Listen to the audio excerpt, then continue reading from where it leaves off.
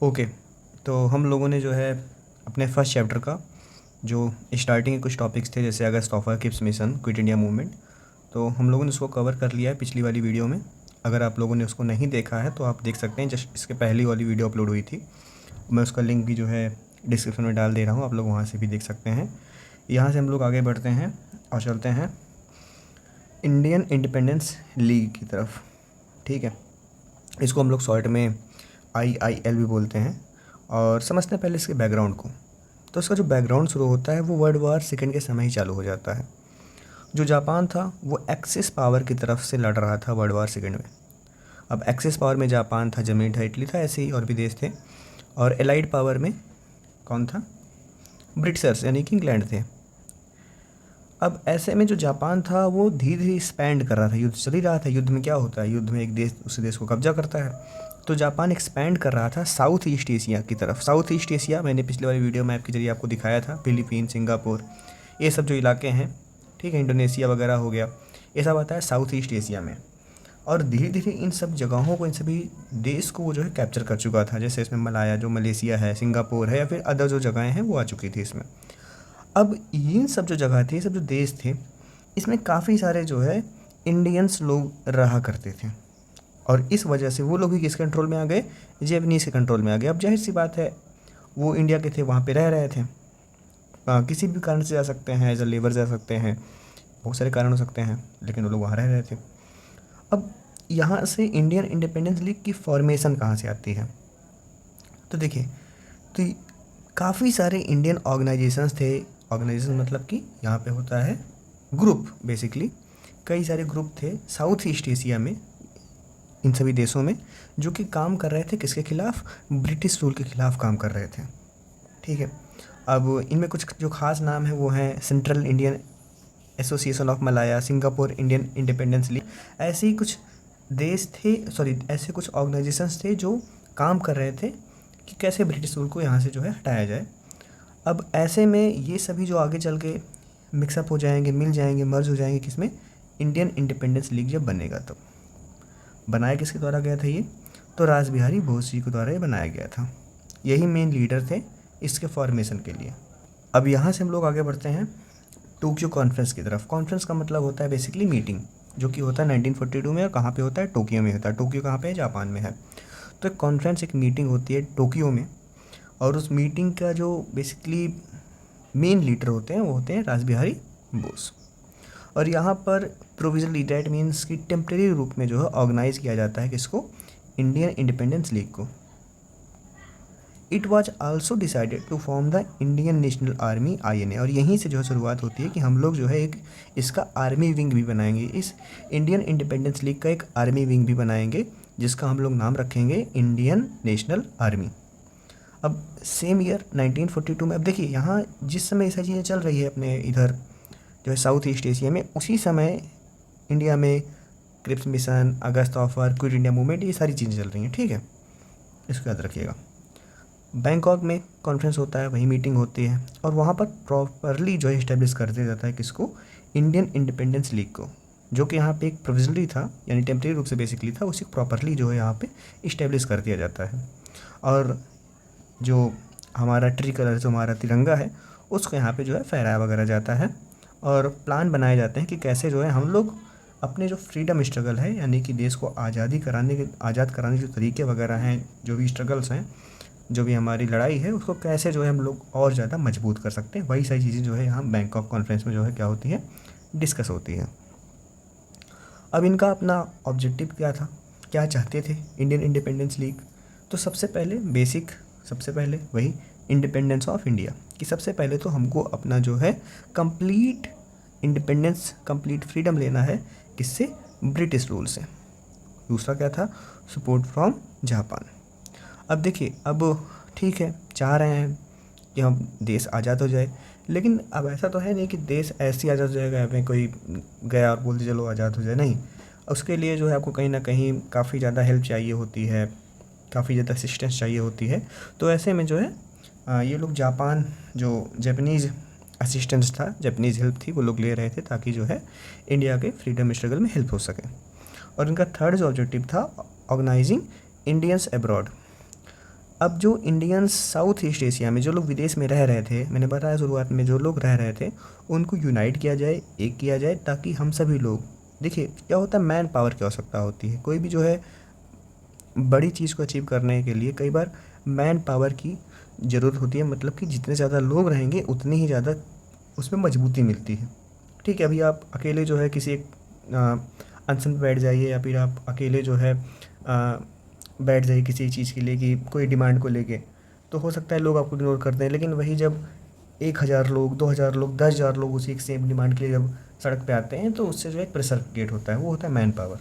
ठीक है, तो ऐसे में जो है ये लोग चाह रहे थे कि जो लोग इंडियंस बाहर रह रहे हैं विदेशों में, साउथ ईस्ट एशिया में, वो लोग जो है साथ में आ जाएं और ब्रिटिश रूल के खिलाफ जो है आंदोलन करें, हमारे साथ मिलकर लड़ाई लड़ें। अब इसमें रोल क्या था, इसमें रास बिहारी बोस जी का रोल क्या था? तो इनका जो रोल था, सबसे पहले इम्पॉर्टेंट ये है कि उस समय जो है रास Bihari Bose persuaded Indian prisoners of war, ध्यान रखना इस वर्ड को, POW, prisoners of war captured by Japan to join the nationalist cause. देखिए कई सारे इंडियन सोल्जर्स, अब इंडियन सोल्जर्स क्यों मैं बोल रहा हूँ, क्योंकि ब्रिटिश इंडियन सोल्जर्स थे, यानी ये लोग जो है ब्रिटिश के लिए लड़ रहे थे, और ये लोग जो है गए थे साउथ ईस्ट एशिया में। तो इन लोगों को जो है कैप्चर कर लिया गया था जैपनीज़ के द्वारा। थे इंडियन, लेकिन लड़ किसके लिए रहे थे? ये ब्रिटिशर्स के लिए। किधर गए थे ये? साउथ ईस्ट एशिया की तरफ। जापान ने इनको जो है कैप्चर कर लिया। अब रास बिहारी बोस जो है काफ़ी क्लोजली जापानीज़ गवर्नमेंट के साथ काम किए, और उसके साथ भी इनका जो है आगे जिक्र आएगा इनके साथ हुआ क्या।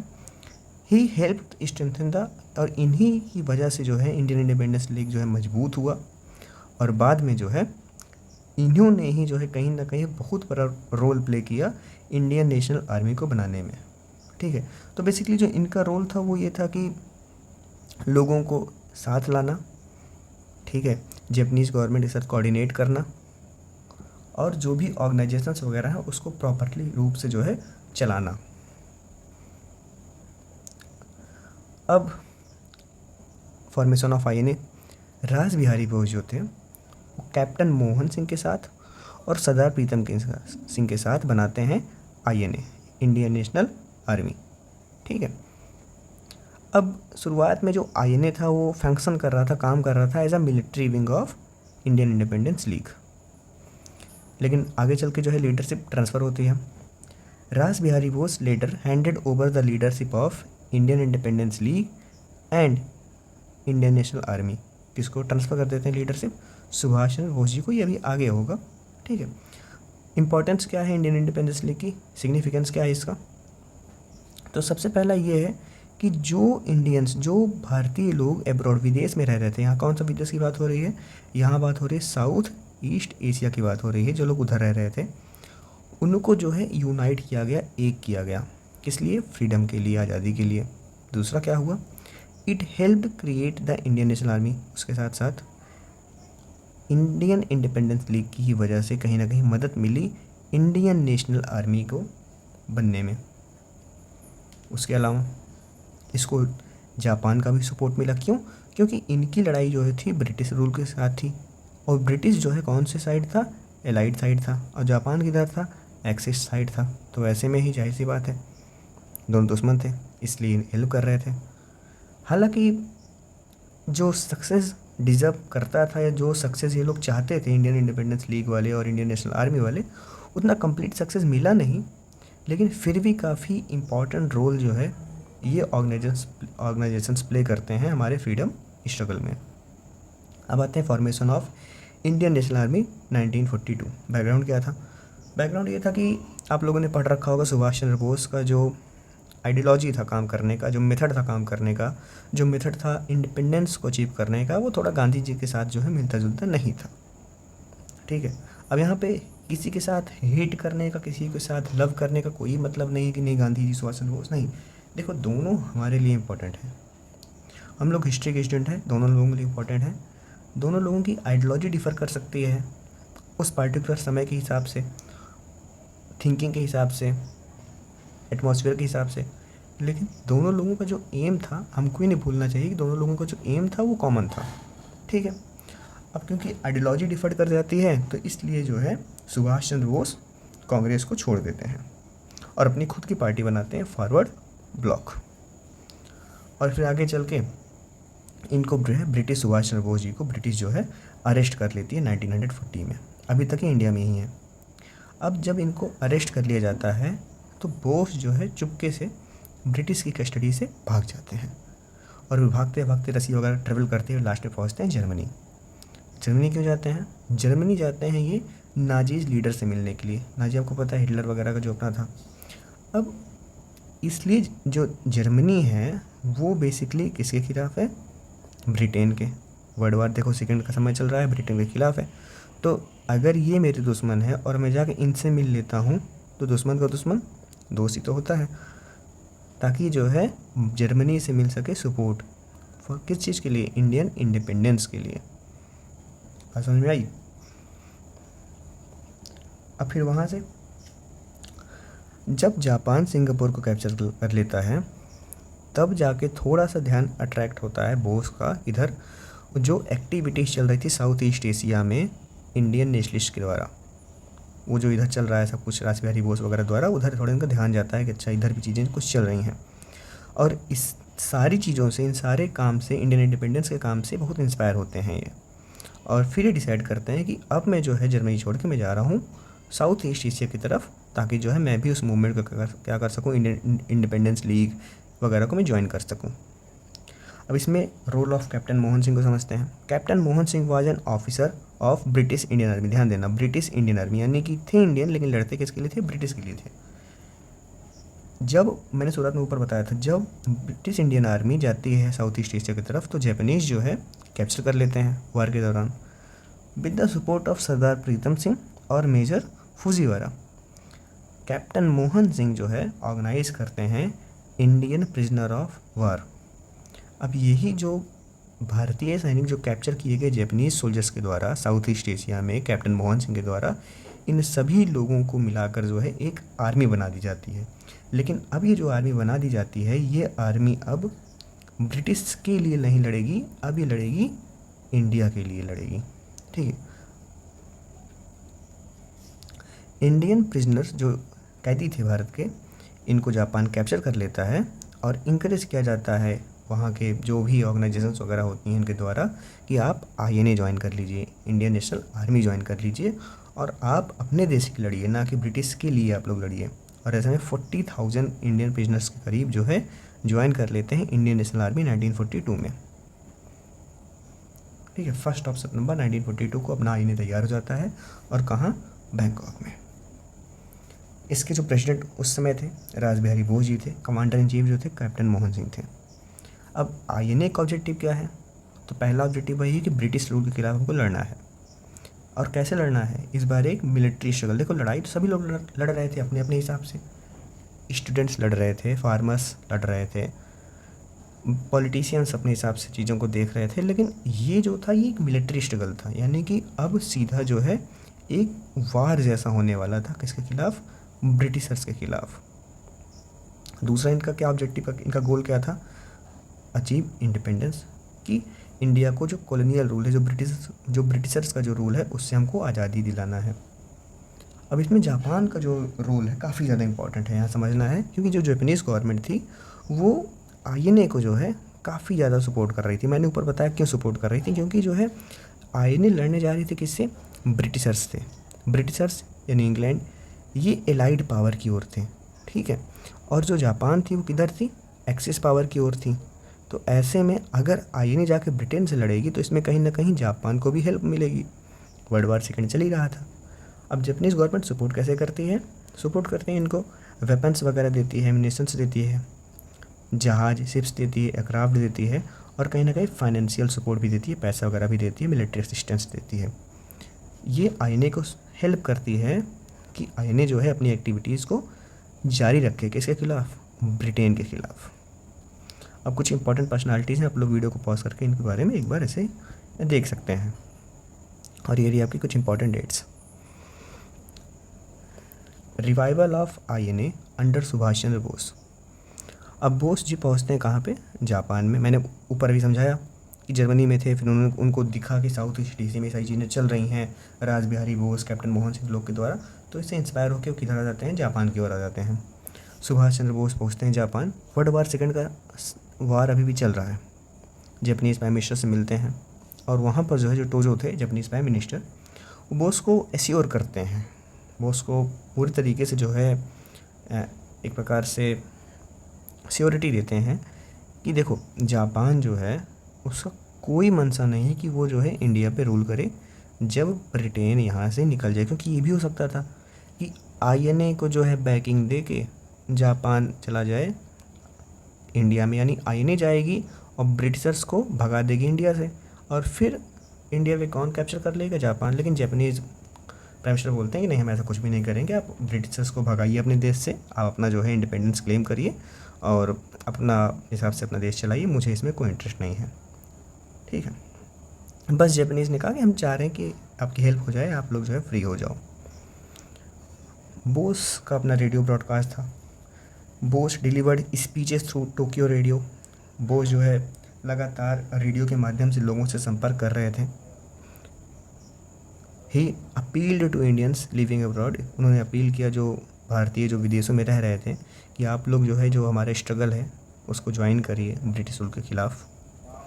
इनकी स्पीच से, इनके जो है काफ़ी सारे जो है मोटिवेशनल चीज़ों से जो इंडियंस रह रहे थे उनको काफ़ी ज़्यादा जो है इंस्पिरेशन मिला, मजबूती मिली, उनको फीलिंग जागृत हुई कि हाँ यार अपने देश के लिए हमको भी कुछ करना चाहिए।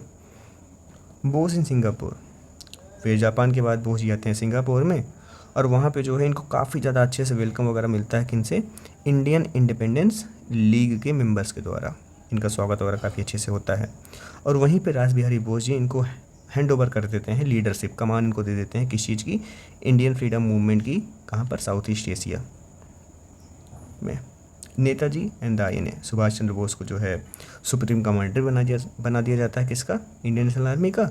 और वहीं से जो है इनको लोग आर्मी वगैरह में लोग इनको जो है नेताजी कह के संबोधित करते हैं और वहीं से जो है इनका एक बहुत ही पॉपुलर नेम चल पड़ता है नेताजी, जो कि आज भी हम लोग जानते हैं, इनको बोलते हैं नेताजी। और formation of provisional government, provisional क्या होता है? टेम्परेरी बेसिस की provisional government, provisional government of free India, Azad Hind government. अब वहीं पे बोस इस्टेब्लिश करते हैं, सुभाष चंद्र बोस इस्टेब्लिश करते हैं साउथ ईस्ट एशिया में प्रोविजनल गवर्नमेंट एट सिंगापुर। अब इस गवर्नमेंट, देखो गवर्नमेंट ही एक दूसरी गवर्नमेंट के खिलाफ युद्ध लड़ेगी, तो अब यहाँ इस गवर्नमेंट की ऑब्जेक्टिव क्या था, क्या एम था इस गवर्नमेंट का? जो प्रोविजनल गवर्नमेंट बनी भारत की आज़ाद हिंद गवर्नमेंट, उसका एम क्या था? उसका एम था फाइट अगेंस्ट ब्रिटिश रूल और अचीव करे इंडियाज इंडिपेंडेंस, जो कि इंडिया का इंडिपेंडेंस, आज़ादी वगैरह मिले। और यहीं से जो ये एक प्रोविजनल जो एक टेम्परेरी गवर्नमेंट थी वो डिक्लेयर कर देती है युद्ध किसके खिलाफ? एलाइड पावर्स के खिलाफ ड्यूरिंग वर्ल्ड वार सेकेंड। और इसमें एलाइड पावर्स में कौन है? मोस्टली हमारा जो मेन इनमी थे बेसिकली उस समय के ब्रिटेन। इंटरनेशनल सपोर्ट भी मिलता है। कौन लोग सपोर्ट करेंगे भाई? एलाइड पावर्स के खिलाफ अगर तुम जंग छेड़ रहे हो तो तुमको एक्सेस पावर वाले जो है सपोर्ट करेंगे, तो एक्सेस पावर वाले इनको सपोर्ट कर देते हैं गवर्नमेंट को। उसमें थे जापान, इटली और भी जो भी देश थे। और उसी समय जो है जापान हैंडेड करता है, इनको दे देता है सुभाष चंद्र बोस को क्या? The Andaman and Nicobar island, इस प्रोविजनल गवर्नमेंट को दे देता है, ऐसा गिफ्ट मान सकते हो आप लोग। आईएनए कैंपेन इन इंडिया, फिर आईएनए वहाँ से बढ़ता है धीरे धीरे और आईएनए का हेडक्वार्टर बन जाता है कहाँ पे? मोइरांग में, जो कि आज प्रेजेंट है मणिपुर में है। आईएनए सोल्जर्स जापानीज़ आर्मी के साथ साथ यहाँ भी लड़ाइयाँ लड़ती हैं किसके खिलाफ? ब्रिटिशर्स के खिलाफ। और ये लोग जो है बढ़ते हैं इम्फाल की तरफ। 14 अप्रैल 1944, 14 अप्रैल काफ़ी इंपॉर्टेंट डे है, आप लोग बताइए किसका बर्थडे उस दिन है? कॉलोनियल शौकत मलिक आईएनए के भारतीय झंडा फहराते हैं कहाँ पर? मोइरंग मणिपुर में। ये पहली बार था जब आईएनए ने अपना भारतीय झंडा ट्री कलर जो है भारतीय मिट्टी पे फहराया था। लेकिन अब ऐसा नहीं हुआ कि ये लोग जब इंडिया में इंटर कर गए तो उसके बाद ये एक के बाद एक जगह जीतते चले गए। अब उसके बाद जो ब्रिटिशर्स थे वो भी काफ़ी ज़्यादा जो है अपनी पूरी की पूरी फौज लगा देते हैं इनके पीछे, इनको रोकने के लिए, और इस वजह से इनकी हार हो जाती है। तो कारण क्या था हार का? तो कारण बेसिकली पहला था ब्रिटिश काउंटर अटैक। ब्रिटिश अपनी पूरी ताकत लगा देती है, पूरी मिलिट्री लगा देती है आईएनए के ट्रूप्स को रोकने के लिए और जापानीज़ को रोकने के लिए, ताकि वो लोग इंडिया में क्या आकर जो है इनके खिलाफ युद्ध न लड़ पाएँ। उसके अलावा जापानीज़ रिट्रीट, जो जापान था वो भी जो है काफ़ी ज़्यादा उस समय मुश्किलों का सामना कर रहा था, इसलिए जापान जो कि बैकिंग था इनका, जो कि इनको बैक कर रहा था, उनको सपोर्ट कर रहा था, उसको भी जो है हार का सामना करना पड़ता है। और वो जो है बर्मा, यानी कि पीछे से बैकिंग बर्मा से जो थी वहाँ से जापानीज सोल्जर्स जो है चले जाते हैं। अब इनको जो बैक कर रहे थे, इनको सपोर्ट कर रहे थे आईएनए को, जापान, वो तो चला गया। तो इसमें जो हमारा जो उनके ऊपर डिपेंडेंट था काफ़ी ज़्यादा था। अब जब उनका ही सपोर्ट चला गया तो फिर थोड़ा थोड़ा फॉल होगा ही। उसके अलावा वर्ल्ड वार सेकेंड आपको पता है आखिरी में क्या होता है, जापान सरेंडर कर देता है राइट पावर्स के खिलाफ, और इससे आईएनए जो है कम्प्लीटली वीक पड़ जाता है, कमज़ोर पड़ जाता है। और इस वजह से भी जो है कहीं ना कहीं एक कारण बनता है आईएनए के हारने का, क्योंकि जो है बैकिंग तो जापान की मेन थी। अब अगर वो चला जा रहा है, सरेंडर कर दे रहा है, तो फिर कौन ही इनकी हेल्प कर पाएगा। ये लोग पैदल राष्ट्र इंडिया में घुसे थे। तो फेट ऑफ सुभाष चंद्र बोस, अगस्त 1945 को बोस जी भी जो है बैंकॉक छोड़ के टोक्यो की ओर जा रहे होते हैं। और according to widely accepted account, जो कि काफ़ी ज़्यादा लोग इस बात पे बिलीव करते हैं कि जाते समय ताइवान में जो है इनका एक एयर क्रैश होता है, इनका प्लेन क्रैश कर जाता है और वहाँ पर इनकी जो है मृत्यु हो जाती है। और इनकी मृत्यु के बाद जो है धीरे धीरे आईएनए जो है ख़त्म हो जाता है, डिक्लाइन कर जाता है। तो क्या इंपॉर्टेंस है, आईएनए का क्या इंपॉर्टेंस है, क्या सिग्निफिकेंस है। तो पहला तो यही कि challenge to British rule. INA openly challenge करता है ब्रिटिश इंडियन आर्मी को, और ये भी दिखाता है कि जो इंडियंस हैं वो पूरी तरीके से जो है विलिंग हैं, पूरी तरीके से जो है चाह रहे हैं, इच्छा रखते हैं कि वो अपने आज़ादी के लिए हथियार तक उठा सकते हैं। उसके अलावा दूसरा है कि इंस्पिरेशन फॉर इंडियंस, कई सारे जो है भारतीय लोग जो है उनके अंदर एक इंस्पिरेशन आया, एक जो है उनके अंदर एक भावना आई कि जो है हमको अपने देश के लिए कुछ करना है। उनके अंदर देशभक्ति आई, सेक्रीफाई, त्याग देने की भावना आई, राष्ट्रवाद जागा। सिर्फ इसलिए क्योंकि जो है कहीं ना कहीं इन जो सभी जब चल रहा था मूवमेंट की, बताओ लोग पैदल आए हमारे देश में, वो युद्ध करने के लिए आए, अपनी जान गंवाए, और हम लोग घर में बैठ के क्या ही कर रहे हैं अपने देश के लिए। तो ऐसे में सारी चीज़ें जो है लोगों को इंस्पायर की। जो आईएनए के जो सोल्जर्स थे वो सिंबल बन गए किसके, फ्रीडम स्ट्रगल के, contribution to the freedom movement. हालांकि आईएनए जो है, इंडियन नेशनल आर्मी जो है वो डिफीट, हार उसको मिली, लेकिन फिर भी इसने बहुत ज़्यादा लोगों को जो है इन्फ्लुएंस किया। इसने लोगों को जो है कहीं ना कहीं अपना जो ओपिनियन था वो चेंज करने के लिए मजबूर किया। क्योंकि देखो लोग कई बार क्या होता है कि वे लोग ऐसे चीज़ों को मान बैठते हैं कि भाई अब क्या करें, जो जो हो रहा है वो तो होना ही है। हम लोग कहीं ना कहीं जो है कई बार होप अपनी छोड़ देते हैं कि चलो यही शायद लिखा हो या फिर यही होना था। तो ऐसे में इंडियंस कई सारे ऐसे लोग थे जो मान बैठे थे कि यार अपना किस्मत ही यही है, यही लोग रूल करेंगे, ऐसे ही होता रहेगा, यही लिखा है।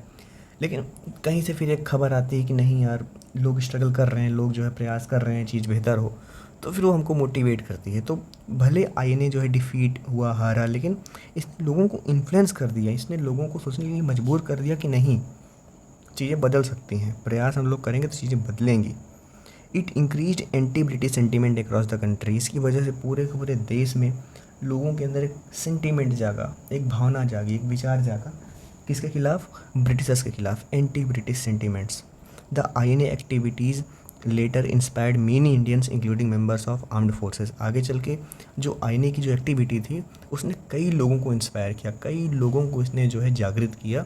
और ख़ासकर जो है इवन जो आर्म्ड फोर्सेस में जो लोग थे यहाँ पे, यानी कि वो सभी सैनिक जो इंडिया में थे और ब्रिटिशर्स के लिए लड़ाई लड़ रहे थे, उनके अंदर भी एक भावना जगी कि यार बताओ, हमारे लोग बाहर से आके हमारे आज़ादी के लिए लड़ाई लड़ रहे हैं और हम लोग इसी देश में रहकर उनके लिए हथियार उठा रहे हैं, उनके लिए अपने लोगों को मार रहे हैं जो कि हम पे कब्जा करके बैठे हुए हैं।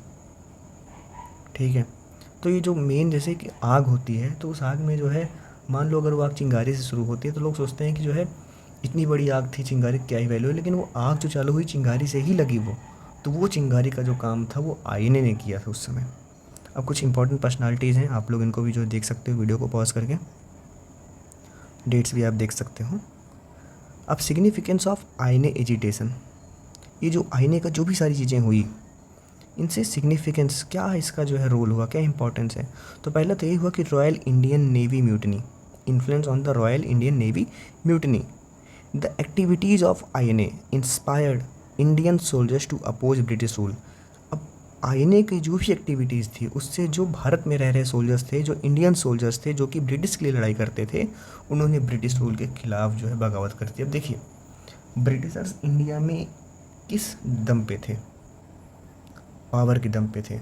ये जो पुलिस होती है, जो सोल्जर्स होते हैं, इनके दम पे थे। कोई भी आवाज़ उठाएगा, कोई भी कुछ भी मेरे खिलाफ बोलेगा, मैं उठा के जेल में डाल दूंगा, मैं मार दूंगा, पीट दूंगा। लेकिन अगर जिनके सहारे आप लोगों को मार रहे हो, पीट रहे हो, उनकी आवाज़ को दबा रहे हो, अगर वही लोग जो आपके खिलाफ हो जाएं तो क्या आपकी पावर जो है खतरे में आ जाएगी? वही हुआ। ब्रिटिशर्स की जो इंडियन नेवी थी उसमें जो इंडियन लोग थे वही इनके खिलाफ हो गए।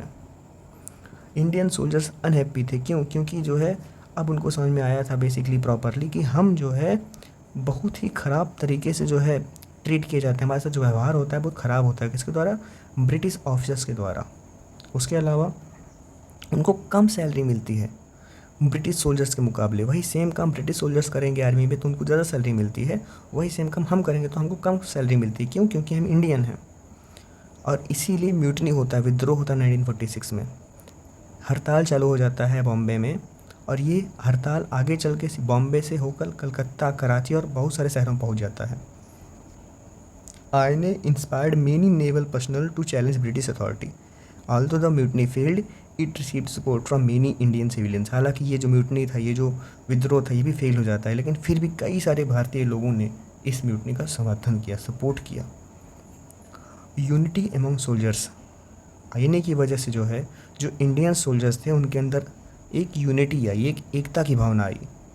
जो भी सोल्जर्स थे इंडिया में जो ब्रिटिशर्स के लिए काम किया करते थे, किसी भी प्रदेश से हों, किसी भी धर्म से हों, किसी भी कम्युनिटी से हों, सभी लोग साथ में आए।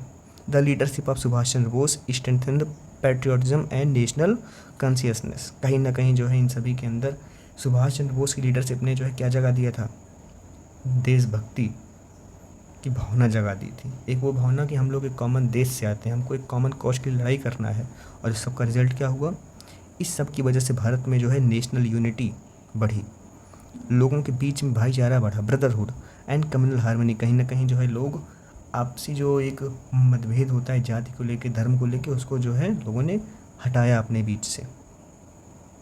Support to the quit India movement.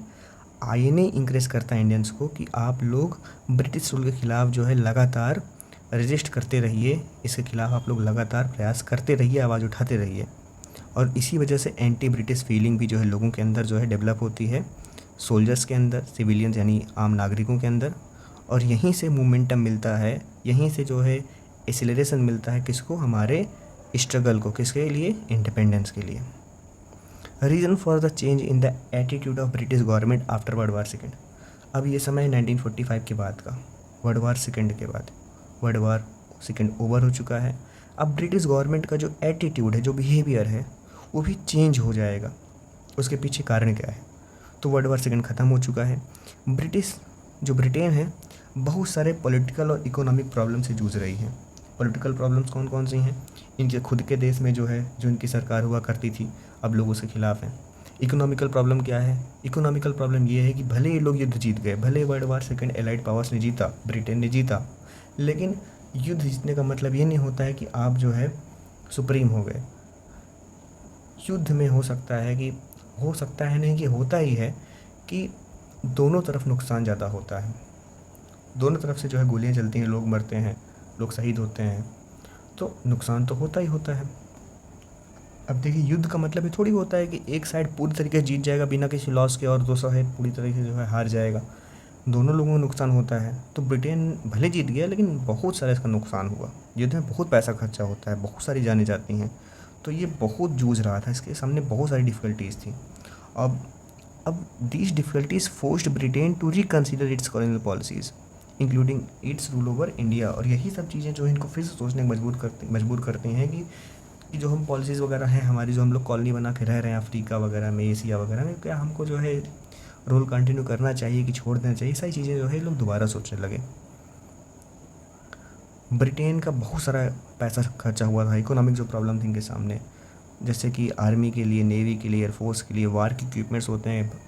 एक जो है कई सारी इक्विपमेंट्स हैं, लाखों रुपए के होते हैं, विद इन सेकेंड लाखों रुपए खर्चे होते हैं जब युद्ध वगैरह होता है।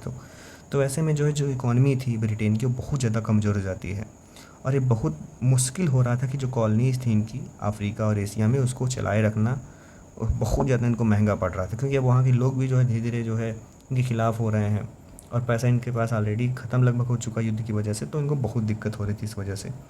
दूसरा कारण था change in the balance of power. 1945 के बाद अब नए सुपर पावर आ चुके थे दुनिया में, वो था यूएसए और यूएसएसआर। तो ऐसे में जो ब्रिटेन का डोमिनेंस था जो पहले हुआ करता था वो कहीं ना कहीं डिक्लाइन कर चुका था। अब जो ओल्ड सिस्टम था इम्पीरियलिज्म का, अब वो भी जो है कमज़ोर हो चुका था। Limited British contribution to victory. अब ये जो विक्ट्री हुई थी लाइट पावर की वर्ल्ड वार सेकेंड में, इसमें जो कंट्रीब्यूशन था ब्रिटेन का वो बहुत ही लिमिटेड था। इसमें जो जो दो देश जो सबसे ज़्यादा मेजर रोल प्ले किए थे वो थे यूएसएसआर, उसके अलावा यूएसए। दोनों लोगों ने, जैसे कि इन्होंने बैटल ऑफ स्टेलिंगग्रेड जो है था, उसके अलावा यूएसए भी जो है एटॉमिक बॉम्ब गिराता है हिरोशिमा नागासाकी, जिसकी वजह से जापान सरेंडर करता है। तो इन्हीं सब वजह से जो है अब देखो वही चीज़ ना कि ब्रिटेन था युद्ध में, लेकिन उसका जो रोल था बहुत कम था। युद्ध जीते किसकी वजह से? यूएसए और यूएसएसआर। तो यहीं से दोनों का पावर भी चेक हो गया कि दोनों ज़्यादा पावरफुल हैं। रिजल्ट क्या हुआ? Britain role appeared less significant compare to USA and USSR and Britain international influence decline. अब लोगों को दिखा कि भैया देखो ये जो युद्ध हुआ इसमें सबसे ज़्यादा जो इम्पोर्टेंट थे वो यूएसए हैं, यूएसएसआर हैं, और ब्रिटेन ज़्यादा कुछ कर ही नहीं पाया। अब ऐसे में जो इनका इंटरनेशनल इन्फ्लुएंस था ब्रिटेन का वो क्या कर गया? डिक्लाइन कर गया। चौथा कारण क्या है? Pressure from the super power. USA वो नहीं चाहता था कि कॉलोनिज्म हो, तो वो अपोज कर रहा था कॉलोनिज्म को, और उसने ब्रिटेन के भी ऊपर जो है प्रेशर बनाया कि आप अपनी कॉलोनीज़ को आज़ाद कर दीजिए। USSR supported anti colonial and nationalist movement. उसने सिंपैथी जताई कि हाँ इंडिया की डिमांड सही है, इंडिया को आज़ाद कर देना चाहिए। तो यहाँ से भी इसको ऊपर प्रेशर पड़ने लगा। वो भी किसका प्रेशर पड़ रहा है? सुपर पावर्स का, जिसने अभी अभी वर्ल्ड वार सेकेंड में अपनी पावर को जो है दुनिया के सामने दिखा दिया है। और पांचवा कारण है victory of the labour party. 1945 तक जो ब्रिटेन था वहाँ पर कौन रूल करता था? Conservative party. चुनाव होता है, लेबर पार्टी जीत जाती है, और जब लेबर पार्टी पावर में आती है तो प्राइम मिनिस्टर बनते हैं कौन? क्लीमेंट एटली। और विंस्टन चर्चिल जो उनके पुराने पीएम थे वो हार जाते हैं। तो ऐसे में क्लीमेंट एटली सपोर्ट करते हैं कि हाँ हम जो है इंडियंस को आज़ादी देने के बारे में जो है सोच रहे हैं, और उन्होंने ये भी कहा कि हम भी ये चाहते हैं कि जो है हम डिस्कस करेंगे कि जो है कैसे इंडिया को ट्रांसफ़र ऑफ पावर, कैसे इंडिया को जो है जो पावर है ट्रांसफ़र कर दीजिए। मतलब कि जो देश हमारे ऊपर रूल कर रहा है वहाँ का पीएम ये भी चाहने लगा है कि हाँ हम इंडियंस को आज़ादी जो है दे देंगे। और छठवां कारण था इम्पैक्ट ऑफ द आईने एजिटेशन। आईने की वजह से देश के सोल्जर्स, वर्कर, किसान, पीजेंट्स वगैरह, इवन कई सारे मिलिट्री वगैरह में भी जो है प्रोटेस्ट होने लगे थे, मैंने ऊपर बताया। तो इसकी वजह से जो है जो इनके जो कोर ग्रुप थे मिलिट्री, वही लोग जो इनके खिलाफ़ हो गए। तो ब्रिटेन को भी रियलाइज़ हुआ कि अब जो आर्म फोर्सेस हैं वो भी जो है अब इनको सपोर्ट नहीं करेंगी, अब वो भी इनके खिलाफ़ में ही जाएंगी। ठीक है, ये सारी वजहें बनती हैं। किस चीज़ की वजह बनती हैं? कि ब्रिटिश अब इंडिया से अपना बैग पैक कर लेगा। अब आता है वेबल प्लान्स की ओर। 1945 बैकग्राउंड समझ लेते हैं। लॉर्ड वेबल जो है वाइसरॉय थे इंडिया के 1943 से 1947 तक। वर्ल्ड वार सेकेंड ख़त्म होता है, ब्रिटिश गवर्नमेंट जो है चाहती है कि प्लान वगैरह बनाया जाए ताकि इंडिया का फ्यूचर जो पॉलिटिकल एडमिनिस्ट्रेशन वगैरह है उसको कैसे जो है क्या किया जाएगा, इसके बारे में देख लेते हैं। मई 1945 में वेबल जो है लंदन जाते हैं, डिस्कस करते हैं अपना कुछ प्रपोजल वगैरह लेके ब्रिटिश गवर्नमेंट के साथ कि हमको कैसे जो है भविष्य में इंडिया के साथ क्या करना है। अब इनका जो प्रपोजल था वो क्या था? Reconstitution of the executive council. तो वाइसरॉय की जो एग्जीक्यूटिव काउंसिल होती है, मैंने समझाया था जैसे आज की कैबिनेट होती है, कैबिनेट मिनिस्टर्स होते हैं, वैसे ही वाइसरॉय की एग्जीक्यूटिव काउंसिल होती है। उसको रीस्ट्रक्चर किया जाएगा, सिर्फ 2 लोग को छोड़ के, वाइसरॉय, कमांडर इन चीफ को। बाकी सभी जो मेंबर होंगे वो इंडियंस होंगे। रिप्रेजेंटेशन ऑफ कम्युनिटीज़, जो डिफरेंट कम्युनिटीज़ हैं देश की, यानी कि हिंदू, मुस्लिम, सिख वगैरह, इनको रिप्रेजेंटेशन मिलेगा किसमें? एग्जीक्यूटिव काउंसिल में। यानी कि जो ग्रुप होगा मेंबर्स का, इसमें एक वाइसरॉय होंगे, एक कमांडर इन चीफ होंगे, और दोनों लोग क्या होंगे? ब्रिटिशर होंगे। बाकी जितने भी लोग होंगे इस एग्जीक्यूटिव काउंसिल में, जितने भी इसमें लोग बैठेंगे वो सारे इंडियंस होंगे, और ये लोग अलग अलग कम्युनिटी को रिप्रेजेंट करेंगे। जैसे कि कोई हिंदू होगा, कोई मुस्लिम, कोई सिख, कोई डिप्रेस्ड क्लासेस से होगा, कोई अदर ग्रुप से होगा, डिफरेंट लोग होंगे।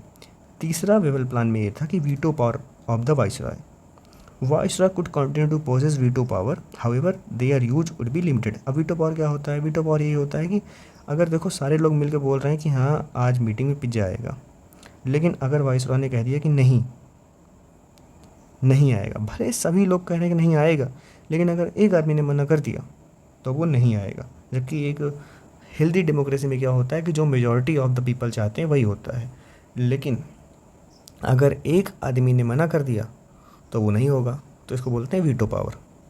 ठीक है, तो वाइसरॉय अपने पास वीटो पावर रखेंगे, हालांकि कुछ लिमिटेड मैटर्स में ही वो इसको यूज कर पाएंगे। 14 क्या था? Control of defence and foreign affairs. जो डिफेंस होगा और जो फॉरेन अफेयर्स होगा, मतलब किस देश के साथ कैसा इंडिया अपना एक रिलेशन रखेगा। उसके अलावा डिफेंस का मतलब जान ही रहे हो आप लोग, वार वगैरह दुनिया में जो चीज़ें होती हैं, दोनों कंट्रोल किसके हाथ में रहेगा? वाइसरॉय के अंदर में रहेगा। और 5वां क्या था प्लान में?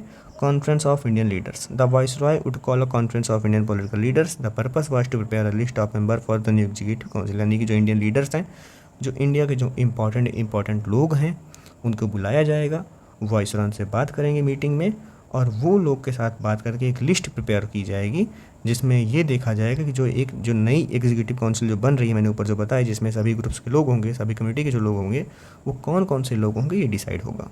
तो ये 5 पॉइंट है किसके? आपके वेबल प्लान के। अब इंपॉर्टेंट पर्सनालिटीज़ आप लोग देख सकते हैं इसको, ठीक है, डेट्स आप लोग देख लीजिए वीडियो पॉज करके।